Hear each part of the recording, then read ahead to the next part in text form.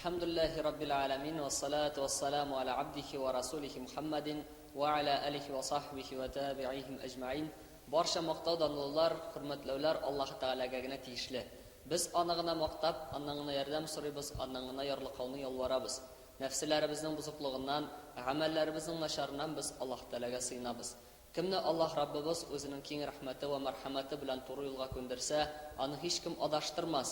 Kimni Alloh Rabbimiz o'zining adilligi bilan adashtirsa, uni hech kim to'g'ri yo'lga chiqarmas. Shahidlik beram shunliqda Allohdan boshqa hech bir ibodat qilinirga loyiqli zot yo'q. Yalğız ol, onun tengdashi yo'q.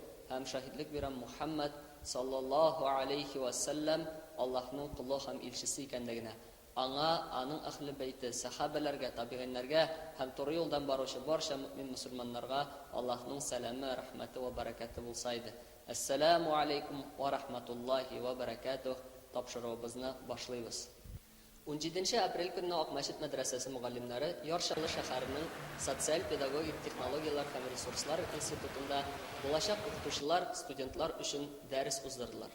Әлеге шара филология факультетының татар теле һәм әдәбияты кафедрасы тарафыннан оештырылды. Хаҗи Ефринал Исмаил улы тыңлаучыларны килгән кунаклар белән таныштырып китте.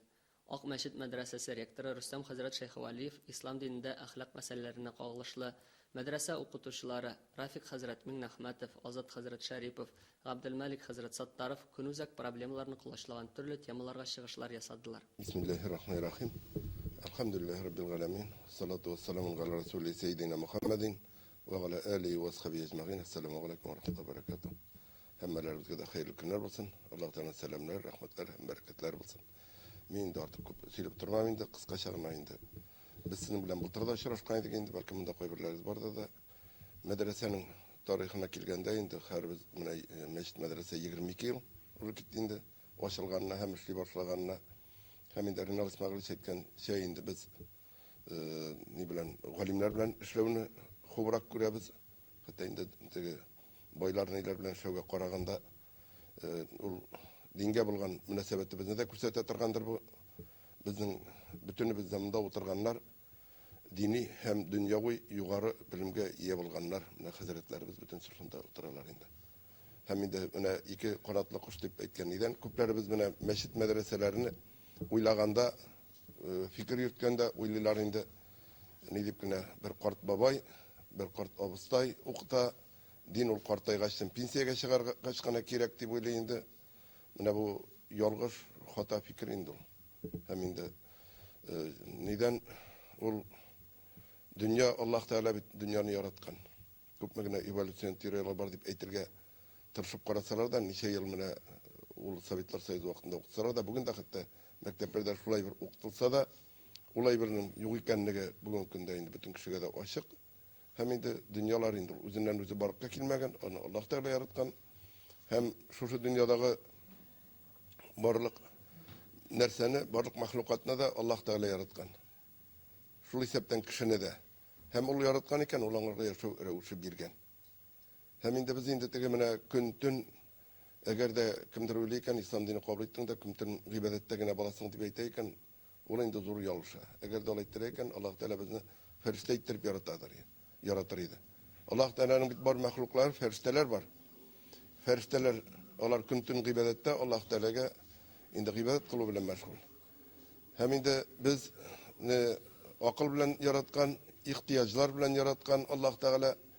Һәм инде шуңара күрә без инде әгәр дә Аллаһ Тәгалә кушканнарын үтибез икән, фәрештәләрдән үстен дәрәҗәгә ирешеп, җәннәтләргә ирешергә мөмкинбез. Әгәр дә инде Аллаһ Тәгалә кушканны адәм баласы үтәми икән, түбәнчелеккә төшеп ул җәһәннәмгә кергән мөмкин.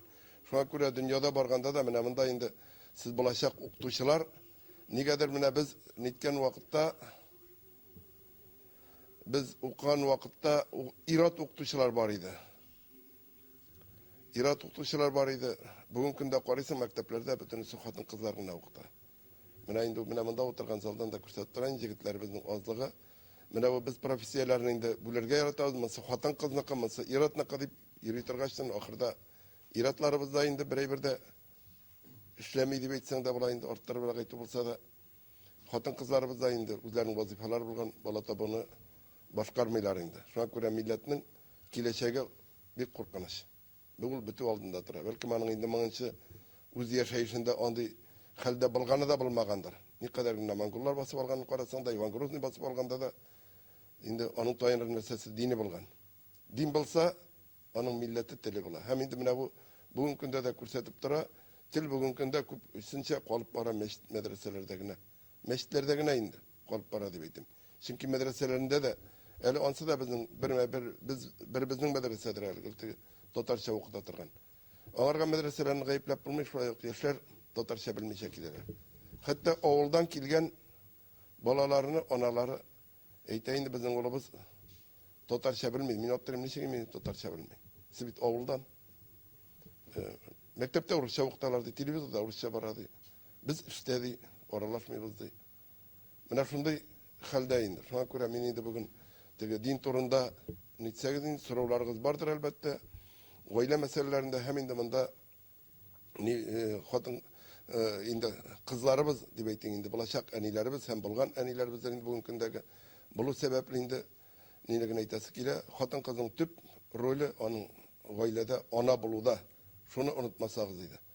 Siz kaderli bütün cemiyet için ona bularak tege nidedir uyuşmanın general direktörü bularak tugul hemen de nidedir anda niden sut organlarında şövçe yaysa berenidi niden şövçe bularak tugul sizin tüp niyegizinde kurkegiz dibetirin tüp derecegiz oylede ona bularak eğer de indi kubittir balalar tapsağız balalar koysağız inşallah ul balalar bulurlar türlü derecelerde.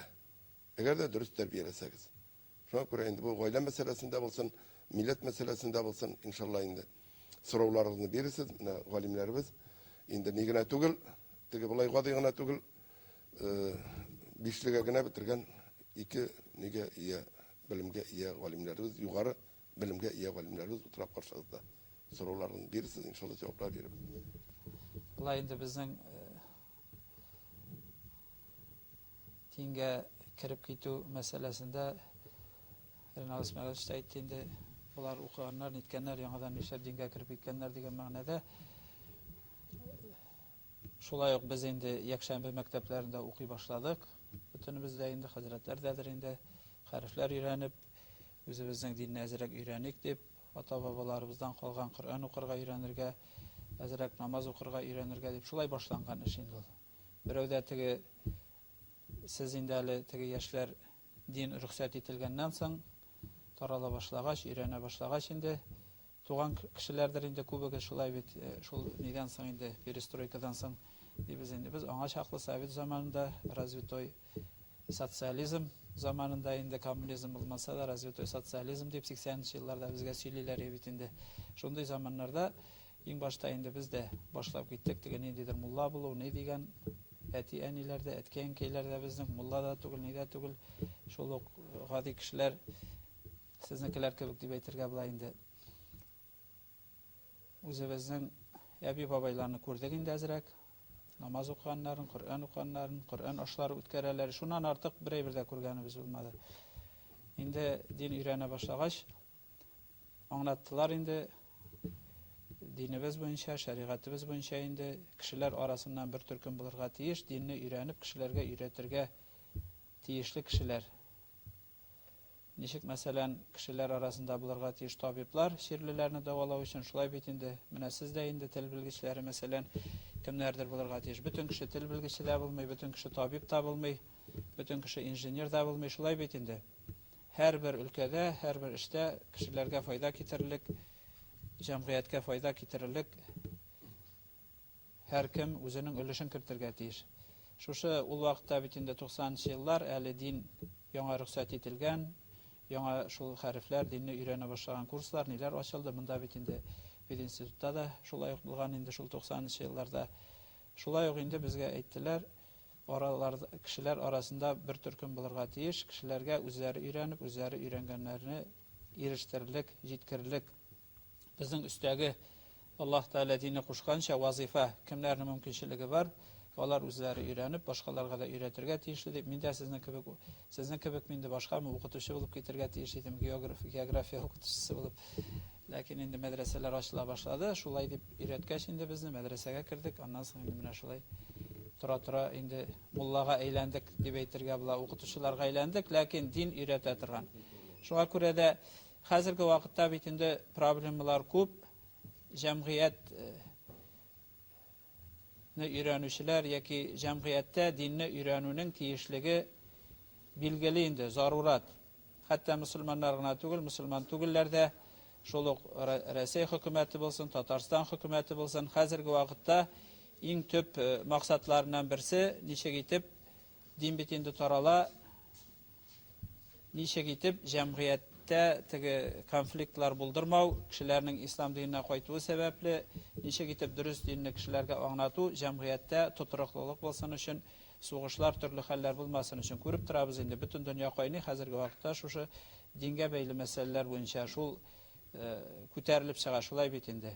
Көн кадагына дини проблемалар, дини мәсьәлә итеп күтәреп чыга. Төп сәбәбе сугышларның һәм башкаларның хәзерге вакытта. Шуңа күрә дә барсы да аңлый, хәтта ислам динендә булмаган кешеләр дә, шуңа күрә дә дөрес итеп динебезне тоту өчен әби-бабайларыбыздан калган, 1000 ел буе безнең халыкны саклап калган.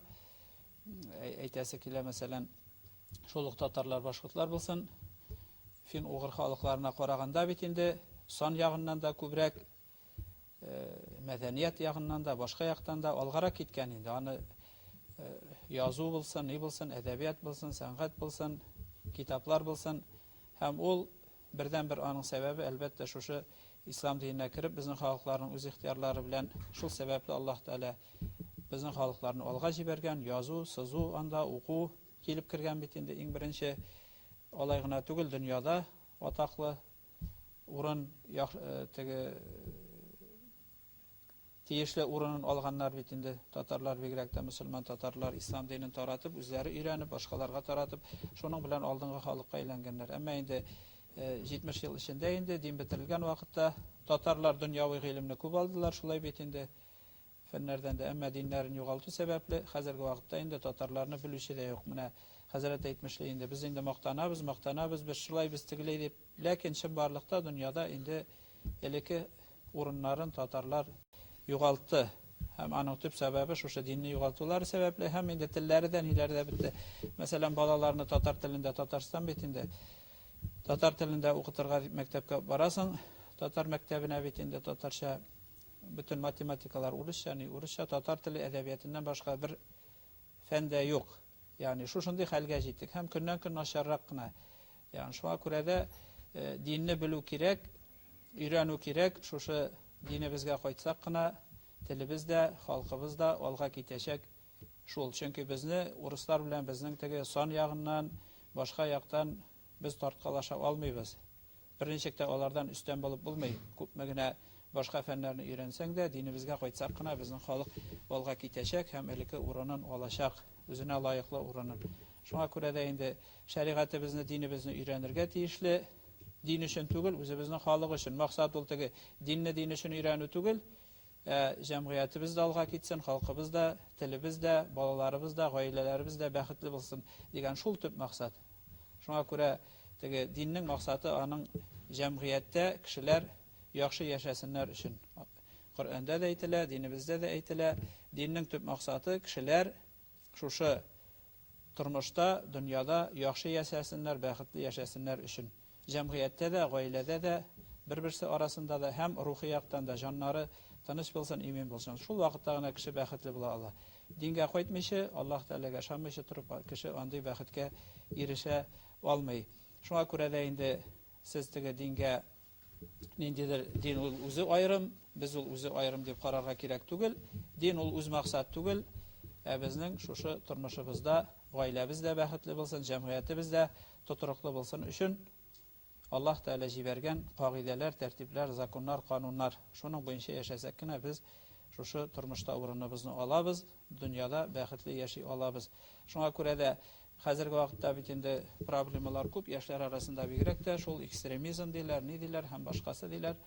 Динне белмәгән кеше, шәригатьне кешеләрнең шәригатьне белмәүләре сәбәпле килеп чыккан әйберләр бөтенесе дә. Галимнәр арасында, динне яхшы белгән кешеләр арасында юк андай әйбер.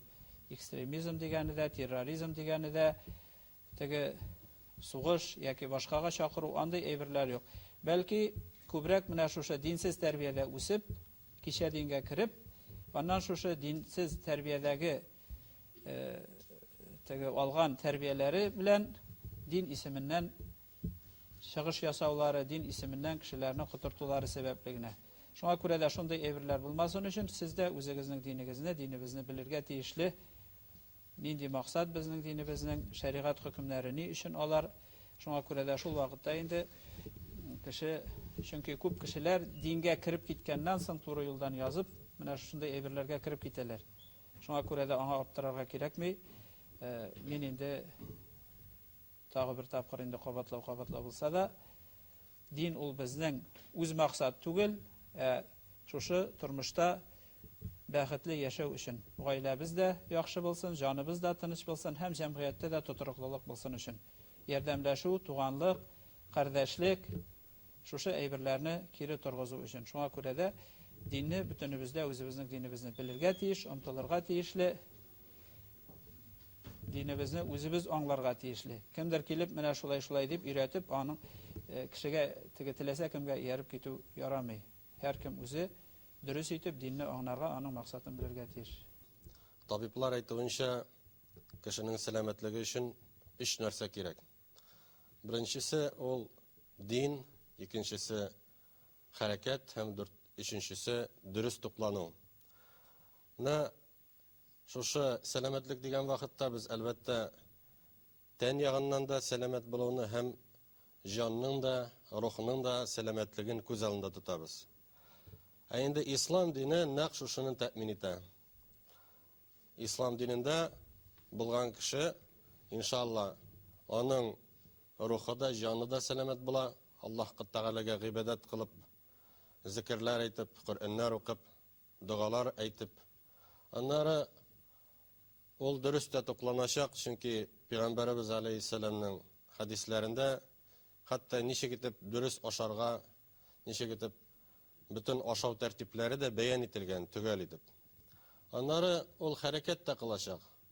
Чөнки мусламан кеше бигрәк тә ират, ул җәмәгать намазларына йөри, мәчеткә йөри. Инде Пәйгамбәрбез алейһиссәлам вакытында шушындай бер хәл булган. Аның якын сахабасы Пәйгамбәрбездән киңәш сораган. Минем дә йортым ерак ди. Телим ди йортымны мәчеткә якынрак төзергә. Ничек карыйсың? Пәйгамбәрбез алейһиссәлам әйткән, юк ди, ничек бар шулай калдыр ди. Чөнки синең һәрбер адымың өчен ди савап языла. Инде савап языла икән, димәк, безнең дәрәҗәләребез күтәрелә һәм гөнаһларыбыз гафу ителә дигән мәгънәдә әйтелә бу хадис. Һәм намында утырган шәкертләр, таләбәләр, студентлар дип әйтгәндә, алар яшьләр. Һәм яшь кеше ул кай вакыт шулай дип уйлый, әле мин яшьмен ди. Миңа ди иртәрәктер. Менә ди ылгайгачтын, пенсия чыккачтын дингә килермен ди. Әле ди эш күп ди, яшәп калырга кирәк ди, дөньяның ләззәтен татып калырга кирәк дигәнсен әле күрмәдем, монсын татып карамадым әле ди.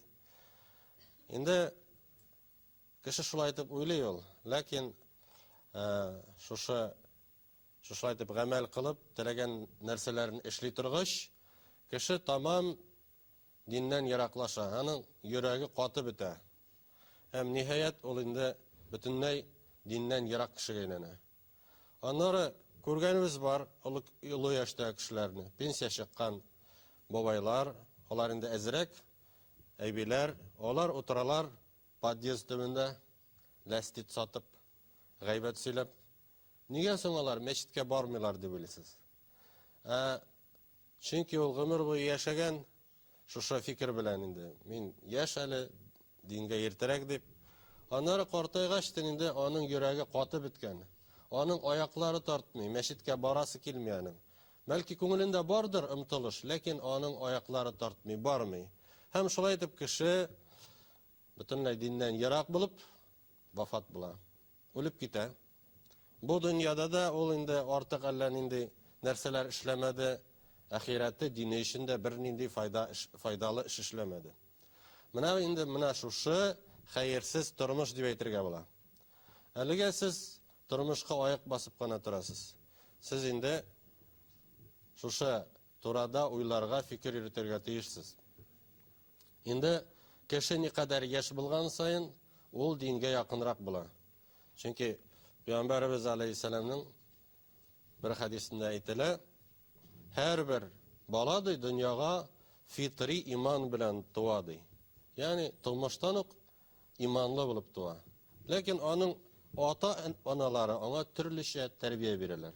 Яисә аны ди гомумән динсез итәләр, яисә христиан динендә, яһуд динендә итәләр, яисә ул мусулман булып кала. Шуңа да яшь кеше ул әлбәттә изгелеккә яхшырак, ягъни ынтыла, аңлый. Әйтмим, олыларны мин начарламыйм, хурламыйм. Ләкин яшь кешеләрнең шушындай сыйфатлары, үзенчәлекләре, үзгәлекләре бар. Һәм менә бу яшьлекне сезгә дөрес файдаланырга иде. Чөнки әгәр дә шул кадәр бөтен дөньяда булган ләззәтләрне харамын да, хәләлен дә тотып карасагыз, сездән нәрсә кала? Сез аннары нинди баллар тудырачаксыз? Шулай бит инде. Бары тик сәламәт кеше генә сәламәт баллар тудыру мөмкин. Әле генә әйтеп китте Рөстәм хәзрәт, хатын кызның төп бурычы ул бала тудыру. Һәм әлбәттә бу бик тә мөһимдер. Әгәр дә кеше инде башта яшәрәк вакытта уйламау мөмкин. Менә ди миңа укып бетерә кирәк, аннары ди аякка басыра кирәк, аннары әзрәк акча эшләргә кирәк ди, фатир, машина, аннары инде карый, аңа 30-дан артык яшь, 35 яшь. Аннары инде өйләнергә кирәк бит инде, гаилә корырга кирәк. Аннары гаилә корырлык кешеләр дә калмаган икән инде. Бөтенесе дә инде алып беткәннәр җүнләрәк кешеләрне. Аңа инде кала инде төрле шушындай эшкинмәгән бер нинди файдасыз кешеләр. Аннары шуны белән инде гаилә төзергә тиеш була. Һәм инде аннары ул зарлана, менә ди, үтте бит минең вакыт ди, үтте ди. Шуның өчен дә җәмәгать менә шушындай теге булырга ярамый. Акыллы кеше ул башкалардан карап үрнәк ала, акылсыз кеше ул үзе хата ясый да, шуннан инде ул үзенә фәһим ала инде, алса гына инде. Шулай ук менә дин кирәклеге турында бөтенесе дә инде риза, шулай ук дин кирәк дип әйтәбез. Ләкин динне җәмәгать өйрәнергә тиешлебез. Менә сез монда укыйсыз, булачак филологлар, тел белгечләрдән, профессорлардан, доцентлардан белем истисез.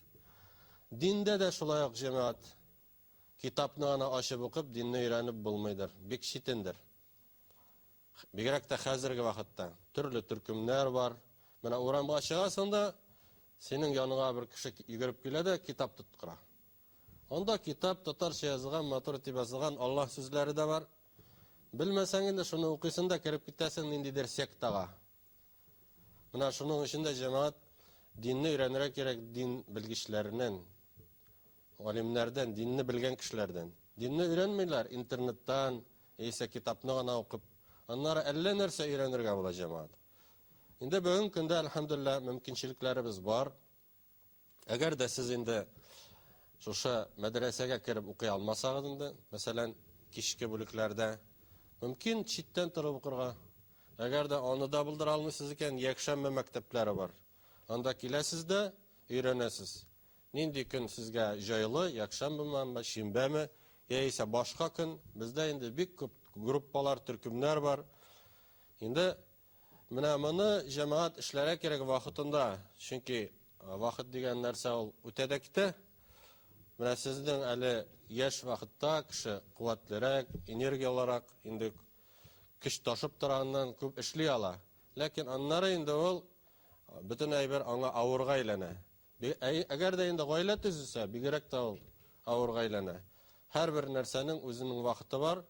Һәм иншалла шушы нәрсәләрне, әйткәннәрне инде уйларга насыйп итсен Аллаһ Тәгалә, чөнки безгә Аллаһ Тәгалә баш биргән, без фикер йөртергә тиешлебез.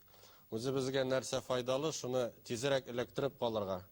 Бер кеше инде дингә кергән. Инде ул яшь булмаган инде, урта яшьтә кеше инде, аны чакырганнар дингә, аннары ул дингә кергән. Дингә кергәч тә әйтә икән: "Нигә сез мине яшьрәк вакытта өндәмәдегез соң? Мин күпме гомер яшәдем, шушы гомерне бушка үткәрдем ди. Әллә нәрсәләр эшләдем ди бу дөньяда ди. Нигә соң мин иртәрәк килмәдем икән ди. Менә шуның өчен нигә соң дип үкенер өчен булмасын җәмәгать. Шушы вакытында, инде матур вакытта, зиһеннәребез төгәл вакытта, үзебез сәламәт вакытта дингә килеп калыйк. Аллаһ Тәгалә барчаларыбызга да иман байлыкларын бирсен. Вассаламу алейкум ва рахматуллахи ва баракатух. Бір-ике сүз әйтәсе килә Коръән турында. Әлбәттә, сез беләсездер, Коръән ул Аллаһ Тәгалә мусламаннар саны шулай Аллаһ Тәгалә индергән китап. Ул актагы пәйгамбер Мөхәммәд саллаллаһу алейхи ва сәлләмгә ингән. Һәм һәрбер мусульман шушы китапны, Коръәнне үзе өчен мәгълүмат чыганагы дип исәпли. Һәм дә әлбәттә без мусульман буларак аны белергә тиешбез, аны өйрәнергә тиешбез, аны өйрәнүгә омтылырга тиешбез. Һәм Аллаһ Тәгалә шушы китапны индергәндә беренче сүзләре укы иде. Укы дигән сүз иде. Иқра, укы дигән сүз. Ягъни Аллаһ бу Коръәннән укуга, белемгә мөнәсәбәтен күрсәтә инде. Һәм дә Аллаһ Тәгалә Коръәндә күп кенә җирләрдә, күп кенә урыннарда төрле мөхитебездә, арабызда булган төрле нәрсәләргә күз салырга куша. Һәм шуннан гыйбрәт алырга куша. Карагыз күккә, аның төзелешенә, карагыз диңгезләргә, җиргә, хайваннарга һәм башка нәрсәләргә. Һәм хәзерге вакытта күп кенә галимнәр шушы Коръәннән мәгълүматлар ала, шушы төрле фәннәр өлкәләрендә. Мәсәлән, физика, химия, биология, астрономия булсын, ул медицина булсын, шул география булсын. Һәм һәрбер үз өлкәсендәге галим, үз өлкәсендәге мәсьәләләр буенча ниндидер мәгълүматлар Коръәннән чыгара. Бу әлбәттә Коръәннән шушы дөньяда кешеләрнең гыйлеме дин белән генә түгел, ул шушы дөньяның төзелеше белән дә кеше кызыксынырга тиеш, аны өйрәнергә тиеш, чөнки ул шушы дөньяда яши икән. Һәм бу дөнья шушы кеше өчен яратылганын күрсәтә. Аллаһ Тәгалә әйтә: "Без кешене шушы дөньяда хәлифә, шушы дөньяны алып баручы, шушы дөньяда җитәкче итеп кылдык" дие. Һәм кеше шушы дөньяны ничек алып бара, шушы дөнья шулай яши дә инде. Әгәр дә шушы дөньяда кеше бозыклык яши икән, ул дөнья бозыла. Әгәр дә шушы дөньяны ул төзи икән, ул төзелә. Һәм әлбәттә кеше бу дөньяда хәлифә булса да, ул инде Аллаһ Тәгаләнең кулы икәнен онытмаска тиеш. Һәм шушыны истә тотырга тиеш. Һәм әгәр дә шушы ике әйбер бергә кушылса, ягъни дөньяны алып бару да үзенең Аллаһ Тәгалә кулы, Аллаһ Тәгалә мәхлугы бар иткән әйбере икәнлеген онытмасан, шул вакытта кеше инде иң бийек дәрәҗәләргә ирешә. Бу дөньяда да, әлбәттә ахирәттә дә зур дәрәҗәләргә ирешә, чөнки бу дөнья белән генә тормыш шикләнми. Мусульман буларак без ышанабыз, бу дөнья белән теге дөньяны безне үлем генә аера. Ягъни үлем ул бетү түгел, ул бер галәмнән икенче галәмгә күчү. Һәм теге галәмдә без менә шушы бу дөньядагы хәлифәлек өчен җавап бирәчәкбез. Һәм шушыны әлбәттә без истә тотырга тиешбез. Һәм сез менә гыйльми кешеләр буларак, галимнәр дә, укучылар да, сез барбыр гыйлемгә омтыласыз. Сез үз өлкәгездә дә аны шушы дин белән бәйләп укысагыз иде. Чөнки Аллаһ, мәсәлән, шул ук телләр мәсьәләсе дә Аллаһ Тәгалә әйтә: "Без сезне төрле кабиләләр, төрле милләтләр итеп яраттык, сез бер-берегезне таныр өчен, һәм сез бер-берегезне танып, бер-берегезнең телләрегезне өйрәнер өчен, бер-берегезнең культурасын, шушы мәдәниятен өйрәнер өчен бар иттек сезне төрле халыклар итеп." Һәм безне шушы аятлар әлбәттә бу өлкә белемгә генә түгел, бәлки Kur'an'da bulgan мәгълүматларга да күз салырга этәргә тиеш. Һәм шул физиканы өйрәнгәндә дә без бу бит Аллаһ Тәгалә яраткан атомнар дип өйрәнергә тиешбез. Биология, география өйрәнгәндә без шушы Аллаһның мәхлукларын өйрәнәбез дип өйрәнсәк, әлбәттә бу икенче төрле булачак. Ул инде бу дөньяви белемнәр дә безне Аллаһ Тәгаләгә якынайта торган була. Шул вакытта без инде Аллаһ Тәгаләне танып яши торган булабыз. Һәм әлбәттә Аллаһның рәхмәтенә ирешәчәкбез бу дөньяда да һәм әйткәнемчә киләсе дөньяда да. Ак мәчет мәдрәсәсенең барлык укытучылары да диярлек югары дини уку йортлары белән беррәттән югары дөньяви уку йортларын да тәмамлаганнар. Алар арасында география, медицина, лингвистика белгечләрен әйтергә була. Бәлки шуңа да әлеге чара бик кызыклы һәм нәтиҗәле үтте. Студентлар дини һәм дөньяви белемнәрнең тыгыз элемтәдә булуларын күрделәр. Очрашу ахырында укучылар мәдрәсә мөгаллимнәренә кызыксындырган сорауларын бирделәр. Kızlar, yigitler de göyler, Nuruzara yigit kızlar neydi? Hem bir çok kızlar nikahka hatlı zina kalır, hem tağın da kurtulmuşlar, yükke uzıp geri aşağılar. Hem mesela yükke uzgan kız bile yigit arasında nikah okular. Mügayen bütün kişi bileyinler, bizim 100% kızının biz 60-70% şöyle geri aşağılar bulunduğu zaman bu bir kurtuluş bileyinler elbette. Benim şunu da söylüyorum, şimdi nikah kabul bulamı? Yani nikah ne okuyan mesela mulla bitini bilir, benimki bu situasyon bilmezken mümkün. Şunu düşünüyoruz. Nikah hukukçular bileyindeni. Babaylar kaytalar da söylüyorlar. Mene de kelip oturgan de kırsağı mının hatlı mene de okup kaytaq indi nişesin indi. Ol bitinde yükke uzğanı qurqınışıрақ degeni ansıttığı zina qılışçılarga qurqınışıрақ. Ama şeriat yağından indi yükke uzu qurqınışıрақ degen söz tügel. Eğer yükke uzsalı qadette üylenişerler, nitelerinde mecburi mi, tilemişe mi, nikah hukutallarında gayla bulup yaşı başlaylar. Eğer ol yükke de uzmasa hemen devam ederler. Şulay bitinde. Şuna göre ol tege yükke uzu qurqınışıрақ degen söz şeriat yağından olay tügel. Belki yükke uzmasalar olar hemen devam ederler idi. Nikahlanmasalar mesela. Nikah hukuku meselesinde indi zinaçı er bilen hatın eğer indi birge zina kılganlar iken onlarga nikah hukuku tiyişli, dürüst, tizrek hukuku tiyişli. Eğer nikah hukuku sabitinde onlar er bilen hatın bulup şahitler aldığında indi şahitlik verip er bilen hatın bulup Allah Teala kuşkan şey yaşay başlaydılar. Eğer nikah hukuku masalar onlar bitinde Allah Teala kuşkan şey yaşamıyorlar. Şuna göre günah kılığını devam ederler. Şuna göre de indi ol Münəşə kiyinu məsələsi də şuna qağıla indi. Ondan sonra ata-analardan kübürək dura. Min tağı eytəzim kilə indi, yaşlarını gına qayıpləvdir üstügül. Peyğəmbərimiz aytkança, bəliq bulğaç, üyləndiru, kiyevgə veru, ata-ananın vazifası. Qiyamət günündə ata-anadan soralaşaq. Nişləb üyləndirməgən, nişləb kiyevgə verməgən. Çünki qədətdə bit özünüz tabığız deyib eytərlər şulay bit. Anan yigit də qız da uramda tabırğa teyiş. Tapmasa indi üyde qortaya indi kiyev tabalmışı. Şulay bit. Olay bulurğa teyiş tügül, ata-ana üstündəgi vazifa, ata üstündəgi. Qızğa kiyev tabırğa teyişlər, yigitke kiyev tabırğa teyişlər. Yaxşını.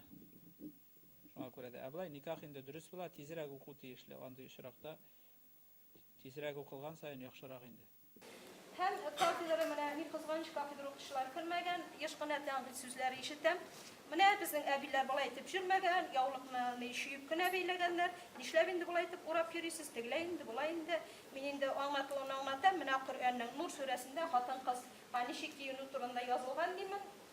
Birsi hatto aytib ta qo'ydi, ey Alloh taolo shunday vaqt masala bilan shug'ullanib o'tirmagandir endi Qur'onda xotin-qizga nechik kiyinu turida yozmagandir endi deb shunday fikrda aytib qo'ydi. Mana shunga ko'ra sizning fikringiz mana u vaqt masalami kiyim, alla bik zor dersem. Allah Teala Kur'an'da aytgan bitinde la ikraha fid din deb, dinde küçlüğü yok degen. Peygamberimiz sallallahu aleyhi ve sellem ayta: "İza lam tastahi fasnah ma shi'ta." Eğer uyalmasan di, tilesen nerse işledi. Şere yürüsünmü, kiyinip yürüsünmü, yani bir kimni mecbur ite olmay. Ondan bizning din boyunca da bitinde bir kimni de mecburlab dinge kirtu yaramay hem ol dürüst etugul hem kabul da etilmey. Mecburlab namaz okutib da olmay, uraza tutturup da olmay, yavliq beyletip da olmay.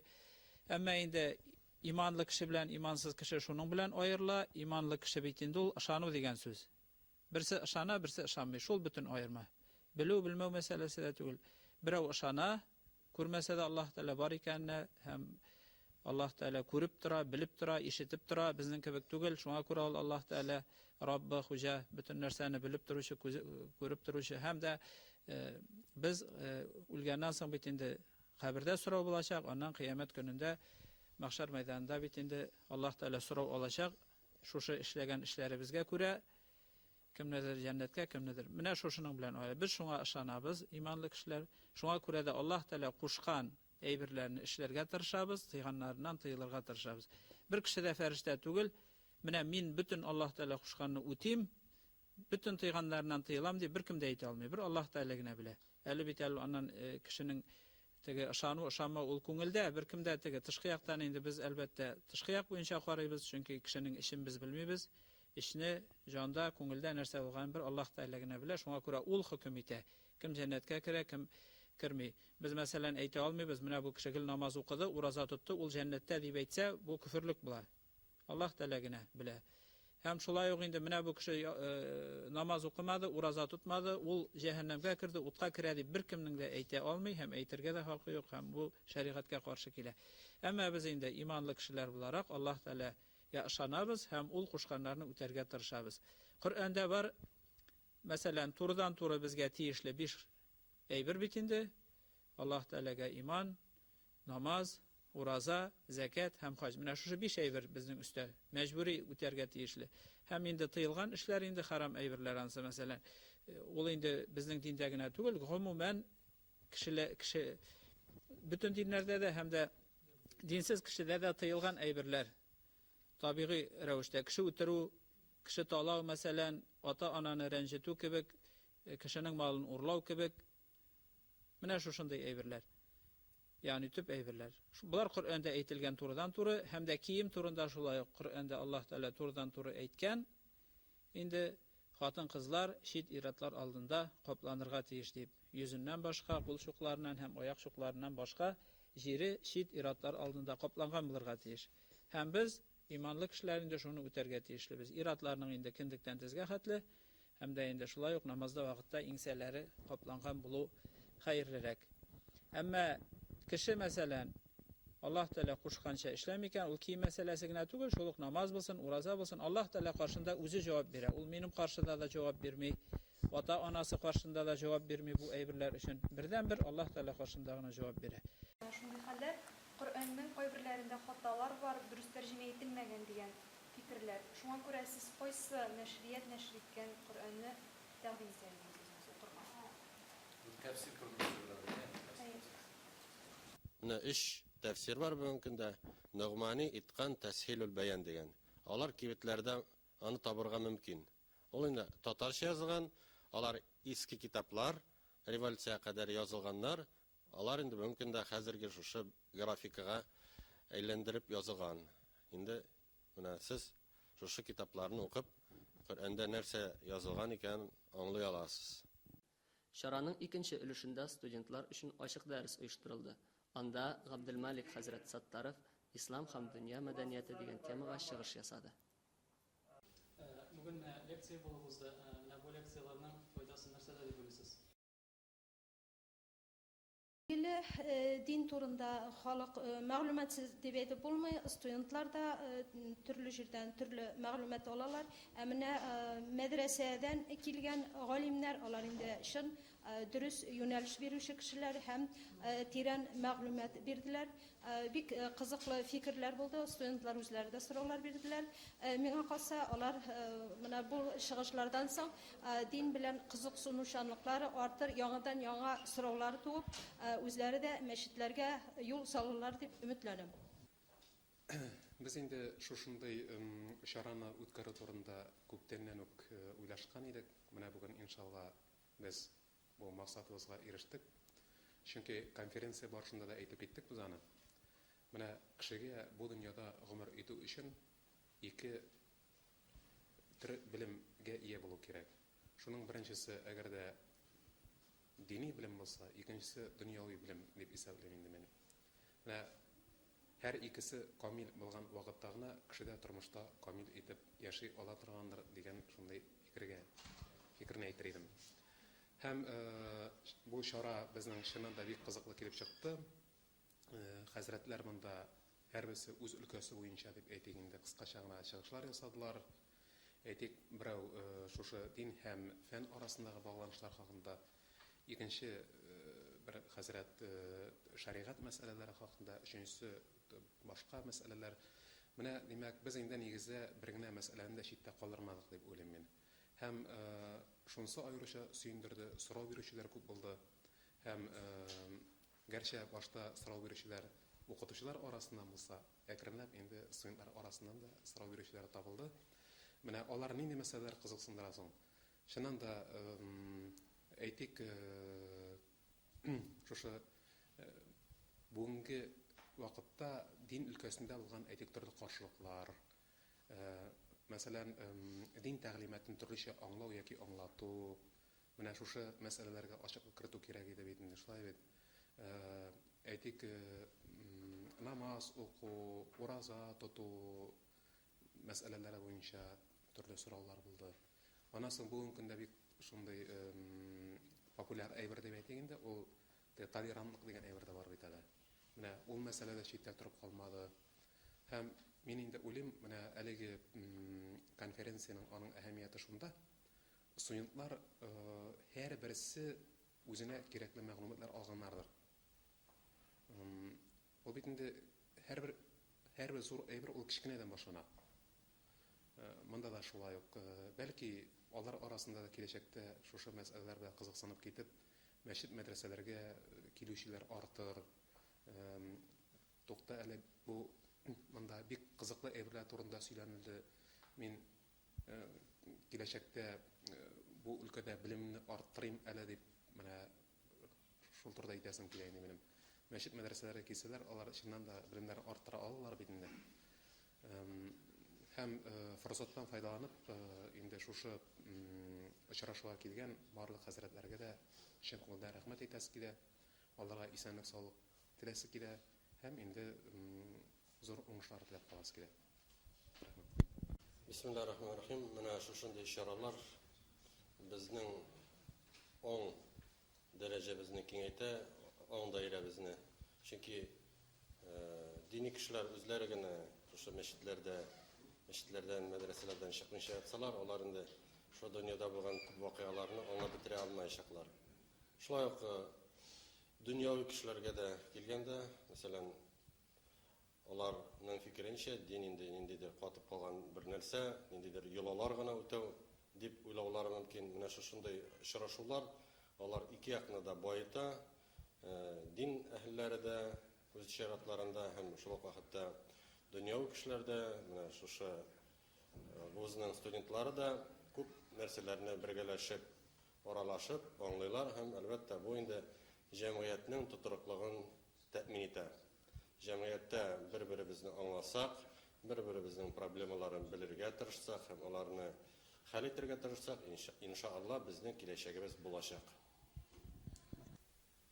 Аллаһ Раббыбыз китабында әйтә: "Иннад-дина индаллаһил-ислам", ягъни Аллаһ каршында бердән-бер үзгәрмәйчәк, кыямәт көненә кадәр шул көе сакланып калачак дин ул ислам гына. Аллаһ Раббыбыз һәр барчаларыбызга да ныклы иман, тауфик, хидаят, истиқамат бирсә иде. Һәм аның хак булган диненә тугры булып калуларыбызны һәр барчаларыбызга да насыйп һәм муяссар кылса иде. Ахыр сулышларын сулаганда да иман кәлимәсе таибәсе белән безне ныгытса иде. Аллаһ Раббыбыз бергә һәр барчаларыбызны җәннәтләрендә җыйса иде. Ассаламу алейкум ва рахматуллаһи ва баракатуһ.